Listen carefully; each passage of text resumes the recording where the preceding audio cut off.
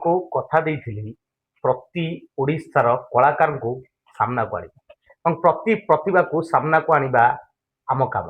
ଆଜି ସେମିତି ସାକ୍ଷାତକାରରେ ଏମିତି ଜଣେ ବ୍ୟକ୍ତିତ୍ୱ ଅଛନ୍ତି ଯେ କି ଖୁବ୍ କମ୍ ବୟସରୁ ତାହା ନାହିଁ ଅନେକ ବାଦ୍ୟଯନ୍ତ୍ର ବଜେଇ ଓଡ଼ିଶାର ଜଣେ ସୁନାମଧନ୍ୟ କଳାକାର ଭାବରେ ପରିଚିତ ହୋଇଛନ୍ତି। ସେ ଆଉ କେହି ନୁହନ୍ତି ଆମ ସମସ୍ତଙ୍କର ପରିଚିତ ତୋଫାନ ଭାଇ। ସାର୍ ଆମ କାର୍ଯ୍ୟକ୍ରମକୁ ଆପଣଙ୍କୁ ବହୁତ ବହୁତ ଶୁଭେଚ୍ଛା। ଆଜ୍ଞା, କେମିତି କଣ ଅଛନ୍ତି?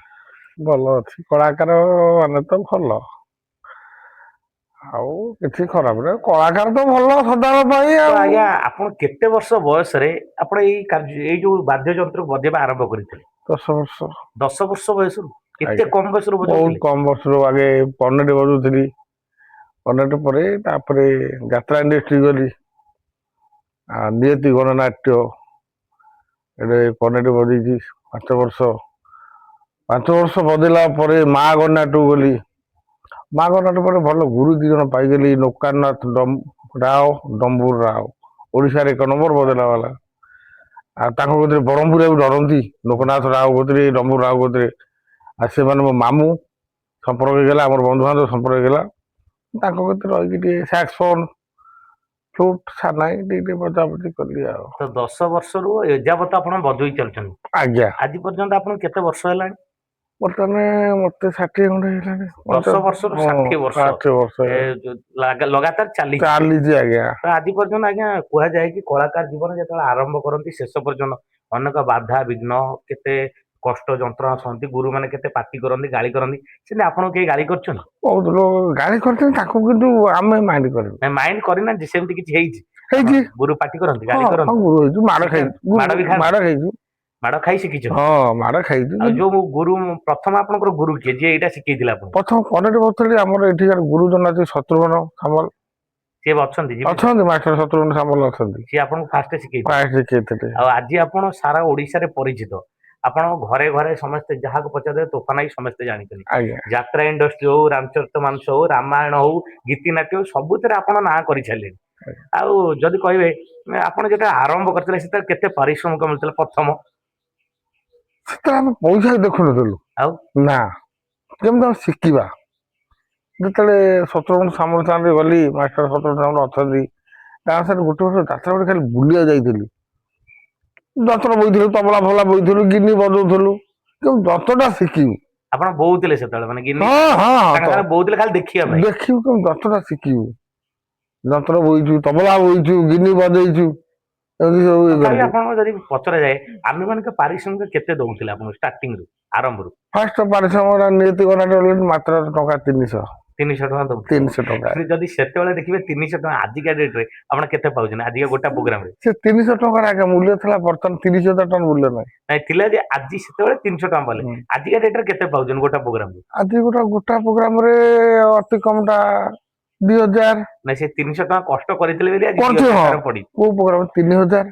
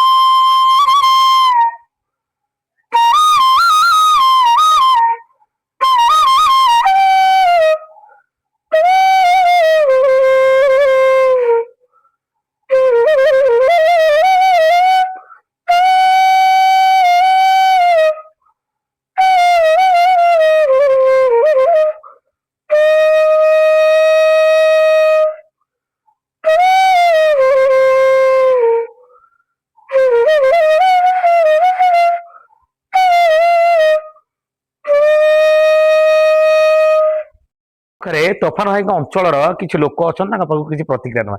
ଆଜ୍ଞା, ଆପଣଙ୍କ ଅଞ୍ଚଳରେ ଏମିତି ଜଣେ ପ୍ରତିଭାଶୀଳ ବ୍ୟକ୍ତି ଯିଏ କି ବହୁତ ବିଗତ ଦିନର ପରିଶ୍ରମ, 10 ବର୍ଷ ବୟସରୁ କଳା ସାଧନା କରିଥିଲେ ଏବଂ ଆଜି ବିରାଟ ବଡ ବଡ ମଞ୍ଚ, ଅନେକ ଯାତ୍ରା ଷ୍ଟେଜ ରେ କାମ କରି ବହୁତ ସୁନାମ ଅର୍ଜନ କରିଛନ୍ତି, କେତେ ଖୁସି ଲାଗୁଛି ଆପଣଙ୍କୁ? ଭଲ ଲାଗୁଛି। ଖୁସି ଲାଗୁଛି ହଁ। ଆପଣଙ୍କ ଅଞ୍ଚଳରେ ସିଏ ଆଜି ଫ୍ଲୁଟ ସାହାନାଇ ବଜେଇ ବହୁତ ଲୋକ ତାଙ୍କୁ ପ୍ରଶଂସା କରୁଛନ୍ତି ସାରା ଓଡିଶାର ଲୋକ ତାଙ୍କୁ ଶୁଭେଚ୍ଛାର ସୁରକ୍ଷିତ ହଉଛନ୍ତି ହଁ। କେତେ ଖୁସି ଲାଗୁଛି ହଁ ଖୁସି ଆପଣଙ୍କ ଲାଗୁଛି। ଗାଁ ହିସାବରେ ବହୁତ ଖୁସି ଲାଗୁଛି ଆଜ୍ଞା। ତାଙ୍କର ଏଇ ସବୁ ବାଦ୍ୟ ଯନ୍ତ୍ର ବଜେଇବାର ଦେଖି ଆପଣ କଣ ଲାଗେ ନିଜକୁ ଗର୍ବିତ ଲାଗେ ଖୁସି ଲାଗେ।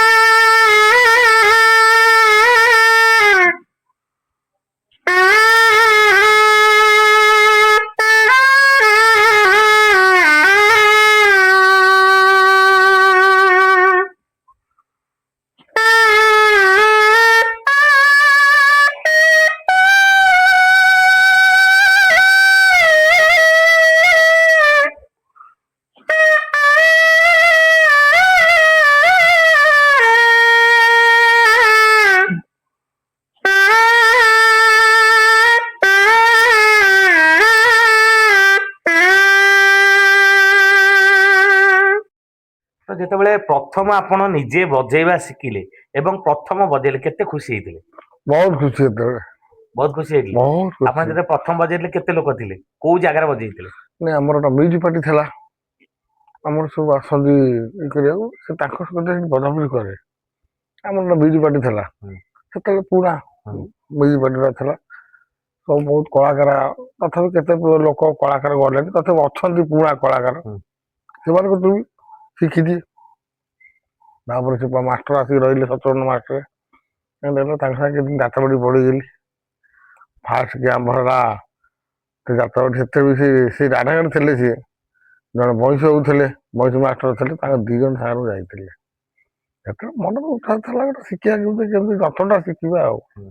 ପଇସା ଇଏରେ ନଥିଲୁ ଏଇନାକ ଆଉ, ପ୍ରଭୁଙ୍କ ଦୟାରୁ ଏଇନା ଯେତେବେଳେ ପ୍ରଥମ ବଜେଇଲେ ଆଉ ସେତେବେଳେ ବହୁତ ଖୁସି ହେଲେ ଆଉ ବହୁତ ଆପଣ ଗାଁ ଲୋକ ପ୍ରଥମେ ଯେତେବେଳେ ଆପଣଙ୍କୁ ଦେଖିଲେ ବଜେଇବାର ଗାଁ ଲୋକ କଣ କହିଥିଲେ ଆପଣ ଗାଁ ଲୋକ ଭାରି ଖୁସି। ଭାରି ଖୁସି ଗାଛି ମୋର ତ ଗାଁ ସାଙ୍ଗେ ଗାଁ ଲୋକ ଏବେ ବି ଖୁସି, ବହୁତ ଖୁସି ବହୁତ ଖୁସି ଆମ ଗାଁ ଆଉ ଲୋକ। ଆଜିକା ଡେଟ୍ ରେ ଆପଣ ସେତେବେଳେ ଯାହା ଥିଲେ ଆଜିକା ଡେଟ୍ ରେ ବହୁତ ଲୋକ ଆପଣଙ୍କୁ ଚିହ୍ନିଲେ ଜାଣିଲେ ବହୁତ ଆଜ୍ଞା, ସମ୍ମାନ ମଧ୍ୟ ଦେଲେ ସମ୍ମାନ। କେତେ ଖୁସି ଲାଗେ ଆପଣଙ୍କୁ ବହୁତ ଖୁସି ଲାଗେ, ପ୍ରଭୁଙ୍କ ଦୟାରୁ ବହୁତ ଖୁସି ଲାଗେ।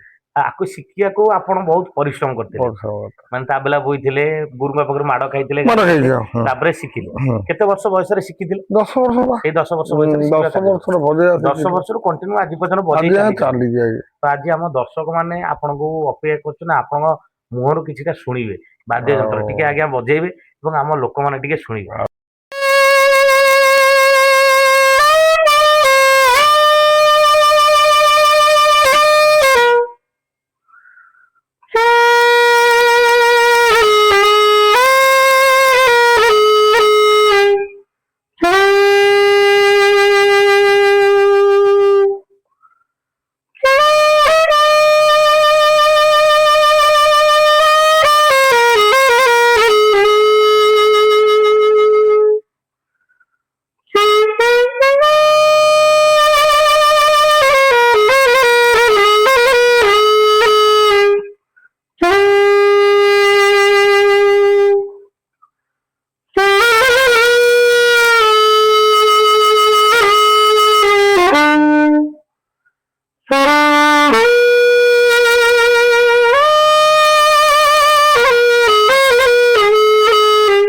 ତ ଆଜ୍ଞା ଗୋଟେ କଥା କୁହନ୍ତୁ ଯାତ୍ରାର ଆକ୍ଚୁଆଲି ହିରୋ ହିରୋଇନ ମାନେ ହଉଛନ୍ତି ଆପଣ କାହିଁକି ନା ତାଙ୍କ ଆଖିରେ ଲୁହ ପରିଲେ ଟ୍ରାଜେଡି ସିନ୍ ପଇଲେ ଲୋକମାନେ ତାଳି ମାରନ୍ତି ଏବଂ ସେଇ ଯୋଉ ଲୁହଟା ଝରେ ଆପଣ ମାନେ ତାଙ୍କ ଆଖିରୁ ଲୁହ ଝରନ୍ତି ଆପଣଙ୍କ ଜୀବନରେ କେମିତି ସେମିତି କାନ୍ଦ କିଛି ଅଛି କାନ୍ଦ କେବେ ହେଇଯାଇଛି। କାନ୍ଦିଛନ୍ତି ଆଜ୍ଞା ଆଜ୍ଞା, କଣ ଘଟଣା ଟିକେ ଆগে କୁହନ୍ତୁ ଗୋଟେ ସିନ୍ ଚାଲିଛି, ପାଠ ଚାଲିଛି କି ଫ୍ଲୁଟ କି ଆଜ୍ଞା ସାନାଟା ବାଜୁଛି, ସେମାନେ ଅଭିନୟ କରି କାନ୍ଦୁଥିଲେ।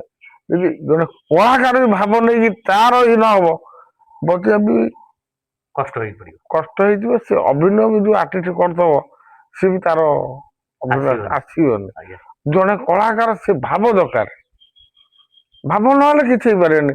ଜିନିଷ ଚାଲିଛି, ତା ଭାବଟା ନହେଲେ କେମିତି ଆପଣ କରିବେ? ବିନା ଭାବରେ ତମେ ଗୋଟେ କାହାକୁ ଅନ୍ୟ ଆଉ କୁଆଡେ ଅନ୍ୟ ମଣିଷ ସବୁ କାମ କରିବ, ଭଲ ଠିକ ଲାଗିବନି। ଅଛି ଆଜ୍ଞା, ଭଲ ଲାଗିବନି। ସେଇଥିପାଇଁ କାନ୍ଦଟା ଆପଣ ଆଗେ ଭାବିଦେଲେ ସେ ଜିନିଷଟା ଆପଣ ଧରନ୍ତି ବହୁତ ଥର ଷ୍ଟେଜରେ ଆପଣ ମଧ୍ୟ କାନ୍ଦିଛନ୍ତି, କାନ୍ଦିନି କାହିଁକି ନା କାନ୍ଦିଲେ ହିଁ ଆପଣଙ୍କ ସେ କଳାଟା ଆସେ ଏବଂ କଳା ପରେ ହିରୋ ହିରୋଇନ ମାନେ ଲୋକଙ୍କୁ କନ୍ଦାନ୍ତି ଏବଂ ତାଳି ଆସେ।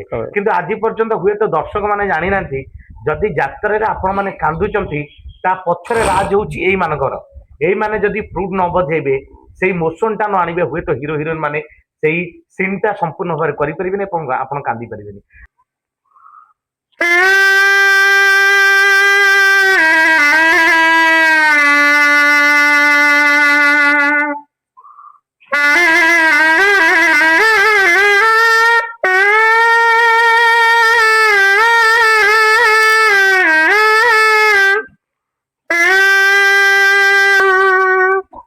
ଅତି ସୁନ୍ଦର ଭାବରେ ଆପଣ ଶୁଣୁଥିଲେ, ତୋଫାନ ଭାଇ ଅତି ସୁନ୍ଦର ଭାବରେ ବଜଉଥିଲେ ସାହାନାଇ, ଯୋଉଠିକି ଆମେ ଯାତ୍ରା ଦେଖୁ ଅନେକ ସିନ୍ରେ ଲୋକମାନେ ଠକ୍ ଠକ୍ ହେଇ କାନ୍ଦି ପକାନ୍ତି, କିନ୍ତୁ ତାଙ୍କ କାନ୍ଦ ପଛରେ ସତରେ ଏଇମାନଙ୍କ ସାହାନାଇ ହୁଏତ ନଥିଲେ ଆମେ ଯାତ୍ରା ଦେଖିବା ଅସମ୍ଭବ ହୋଇପଡେ।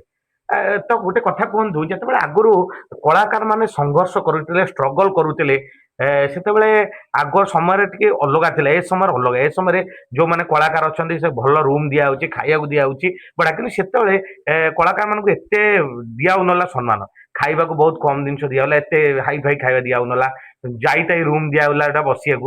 ସେତେବେଳେ ଆପଣ ଯେତେବେଳେ ଷ୍ଟ୍ରଗଲ କରି ସେମିତି ସମୟ ଆସିଛି? ସେତେବେଳେ ବର୍ତ୍ତମାନ କଳାକାର ଗୋଟେ ମାନେ ଚାଲିଛି ଠିକ, ସେତେବେଳେ ବହୁତ ଭଲ ଲାଗୁଥିଲା। ତ ଏବେ ବର୍ତ୍ତମାନ ପରିବର୍ତ୍ତନ କାହିଁକି? ପରିବର୍ତ୍ତନ ଟା ହେଇଗଲା ବର୍ତ୍ତମାନ ପଇସା ଇଏ ଉପରେ ଚାଲିଲା। ଆଉ କଳାକାର ବର୍ତ୍ତମାନ ଭଲ ଘର ଦରକାର, ଯୋଉରେ ଫ୍ୟାନ୍ ଥବ, ଇଏ ଥବ, ମାନେ ଏସି ଥବ କି ଥବ ଆର୍ଟିଷ୍ଟ ମାନେ ରହିବାକୁ। ସେଥିରେ ଥିଲା ପରିବର୍ତ୍ତନ ଥିଲା। ଗାଁରେ ଯାତ୍ରା ବାଟି ପହଞ୍ଚିଲା ପୂର୍ବରୁ ଲୋକମାନେ ଟିପିଣି ନେଇଯାଉଥିଲେ, କି ପଖାଳ ମାନେ ଯାହା ସବୁ ଖାଦ୍ୟ ଦଉଥିଲେ। ଆଉ ତ ସେ ସିଷ୍ଟମ ନାହିଁ ନା, ସବୁ ବଦଳି ଯାଇଛି। ତ ଆଉ କିଛି ସମୟରେ ଦେଖାଯାଇଛି ଅନେକ କଳାକାର ମଧ୍ୟ ଏମିତି ସମୟ ଥାଏ, ଏମିତି କଳାକାରରେ ବ୍ୟସ୍ତ ଥାନ୍ତି, ବେଳେ ବେଳେ ଖାଇ ପାରନ୍ତିନି, ଦିନେ ଦିନେ ପୁରା ତାଙ୍କ ରିଏଲସେଲ ଦିନ କଟିଯାଏ। ଖାଇହବନି, ଏମିତି ଆପଣ ଖାଇହବନି, ଆପଣ ରିଏଲସେଲ ଖାଇହବନି, ନାଟ ଭାଙ୍ଗିବ, ନାଟ ଭାଙ୍ଗିବ ତ ରେଲସେଲ ଆରମ୍ଭ। ଆଚ୍ଛା, ଚା ଟିକେ ଆସିବ, ହଁ, ଚା ଟିକେ ପିଇକି ରେଲସେଲ କରିବ, ଫେର ଦିନ ଗୋଟାଏ ଯାକେ, ଗୋଟାଏ ଯାଇ ଖାଇ ପିଇ ଶୋଇବ, ରାତି ଫେର 10ଟା କୁ କଷ୍ଟ ଲାଗେ ସେତେବେଳେ ବହୁତ। କଷ୍ଟ ତ ଲାଗେ, ଆଉ କଣ କରିବା, ସେତେ ତ କଷ୍ଟ ଲାଗିଲେ ତ ଆଉ ଆମର ଗୋଟିଏ ଜିନିଷ ଆପଣଙ୍କର ଲକ୍ଷ୍ୟ ଥିଲା କେମିତି ଶିଖିବା, ସେଥିପାଇଁ ଆପଣ ଶିଖିଲେ, ଆଉ ଆଜି ଶିଖିକି ବହୁତ ଖୁସି ଅଛନ୍ତି। ବହୁତ ଓଡିଶା ବାସୀକୁ କଣ କହିବେ ଯୋଉମାନେ ଏଇ ଜିନିଷ ଶିଖିବାକୁ ଚାହୁଁଛନ୍ତି ଏବଂ ଅନେକ ଛୁଆ ଶିଖିବାକୁ ଚାହୁଁଛନ୍ତି କିନ୍ତୁ ବାଟ ପାଉନାହାନ୍ତି, ଆପଣଙ୍କ ମାଧ୍ୟମରେ କଣ କହିବେ? ମାନେ ବାଟ ପାଉନାହାନ୍ତି କଣ, ବର୍ତ୍ତମାନ ପିଲାଙ୍କର ଇଣ୍ଟରେଷ୍ଟ ନାହିଁ ଆଉ ଏଇସବୁ ଜିନିଷ ଶିଖିବାକୁ। କିନ୍ତୁ ଜିନିଷ ଶିଖିଲେ ପଇସା ଅଛି, ଭଲ ଆର୍ଟିଷ୍ଟ ହେଲେ 2 ପଇସା ରୋଜଗାର କରିପାରିବ, ସେମିତି କିଛି ବଦେଇକି ରହିଲେ କିଛି ଇଏ ନାହିଁ। କିନ୍ତୁ ଯଥେଷ୍ଟ ପଇସା ଅଛି, କିନ୍ତୁ ପିଲା କିଏ ଶିଖୁନାହାନ୍ତି। ଏଇନା ପିଲା ଚାଲିଲେ, ମୋବାଇଲ ଧରିଲେ ଚାଲିଲେ, ଗୋଟେ କାମ କରିଦେଲେ ଟଙ୍କା 500-700 ହେଇଗଲା, 200 ଖର୍ଚ୍ଚ ହେଲା, ଘରେ 500 ଦେଲେ, ଏମିତି ଚାଲିଛି। କିନ୍ତୁ ଗୋଟେ ଦିନ ପ୍ରୋଗ୍ରାମ କରିବା, ତମ 5 ଦିନ ପ୍ରୋଗ୍ରାମ କାମ କରି ଆସିବା, ପିଲା ବୁଝୁନାହାନ୍ତି। ଆଉ ସବୁ କଳା ସଂସ୍ଥା ବୁଡିବାକୁ ଚାଲିଲାଣି। ଆପଣ ଯେତେବେଳେ ପ୍ରଥମ ଷ୍ଟ୍ରଗଲ କରିଥିଲେ, ପ୍ରଥମ ପାର୍ଟିରେ ଥିଲେ ନିୟତି ଅପେରା, ବହୁତ ପୁରୁଣା କାଳିଆ, ସେତେବେଳେ ଆପଣ ଯେତେବେଳେ କାମ କରିଥିଲେ, ଆପଣ ସକାଳୁ ସକାଳୁ କଣ ଖାଇବା ଦିଆଯାଉଥିଲା? ସକାଳୁ ଜଳଖିଆ ପଇସା ଦିଆଯାଏ, ସେତେବେଳେ 2 ଟଙ୍କା। 2 ଟଙ୍କା ତ ବହୁତ କଷ୍ଟ ନା ସେତେବେଳେ ସମୟରେ। 2 ଟଙ୍କା ଖାଇକି ବଞ୍ଚୁଥିଲା ପଇସା। 2 ଟଙ୍କା।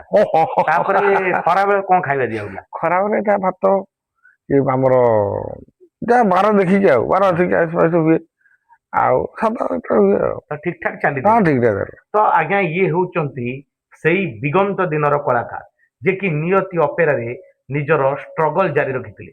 ଏବଂ ଆପଣ ମାନେ ଜାଣିଥିବେ, ଓଡିଶାର ହୁଏତ ଦିଗନ୍ତ ଦିନର ଗଣନାଟ୍ୟ ହଉଛି ନିୟତି ଅପେରା, ଏବଂ ସେଇ ନିୟତି ଅପେରାରୁ ସେ ତାଙ୍କର ସଂଘର୍ଷ ଷ୍ଟ୍ରଗଲ ପିରିୟଡ ଆରମ୍ଭ କରିଥିଲେ। ଏବଂ ସେ କହୁଥିଲେ କି 10 ବର୍ଷ ବୟସରୁ ସେ ଆରମ୍ଭ କରିଥିଲେ ତାଙ୍କର ଏଇ କଳାର ନିପୁଣତା, ଏବଂ କଳାର ନିପୁଣତା ଅନେକ କଷ୍ଟ ଯନ୍ତ୍ରଣା ମଧ୍ୟରେ ସେ କେବେ ହାର ମାନି ଯାଇନାହାନ୍ତି। ତାଙ୍କର ଗୋଟିଏ ଲକ୍ଷ୍ୟ ଥିଲା ସେ କେମିତି ଶୀର୍ଷରେ ପହଞ୍ଚିବେ। ଆଜି ତାଙ୍କୁ 60 ବର୍ଷ ହୋଇଛି, ଏବଂ ଏଇ 60 ବର୍ଷରେ ସେ ଅନେକ କିଛି ପ୍ରତିଭାକୁ ଅଧିକାର କରିଛନ୍ତି। ଏଥିପାଇଁ ଅନେକ ଗୁରୁ ମଧ୍ୟ କରିଛନ୍ତି, ଗୁରୁଙ୍କ ପାଖରୁ ଅନେକ ମଧ୍ୟ ଗାଳି ଖାଇଛନ୍ତି, କଷ୍ଟ ସହିଛନ୍ତି। ଆଜି से जगार ए जगह को पहुंचवाक बहुत कष्ट होती एमती कलाकार आज हुए तो आम बहुत खुशी अच्छु आज्ञा आज जहा आप एत समय बाहर करी आमको किसी समय समय बाहर कर देले एवं आम पाखरे गोटे साक्षात्कार आपको बहुत बहुत धन्यवाद एवं आम चैनल तरफ आपको बहुत बहुत शुभेच्छा। ଆଜ୍ଞା ନମସ୍କାର।